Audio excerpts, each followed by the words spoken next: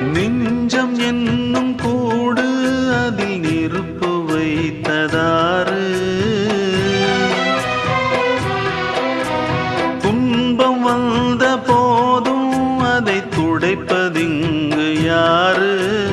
கலங்கும் போது சேரு, அது தெளியும் போது நீரு. கடவுள் போட்ட கோடு அதை திருத்த போவதாறு? வெந்த புண்ணும் ஆறிடுமா? வேதனை தான் தீர்ந்திடுமா? விண்ணுக்கும் மண்ணுக்கும் சம்பந்தம் உண்டுன்னு சொன்னது யாரு? அது மன்னவன் பேரு.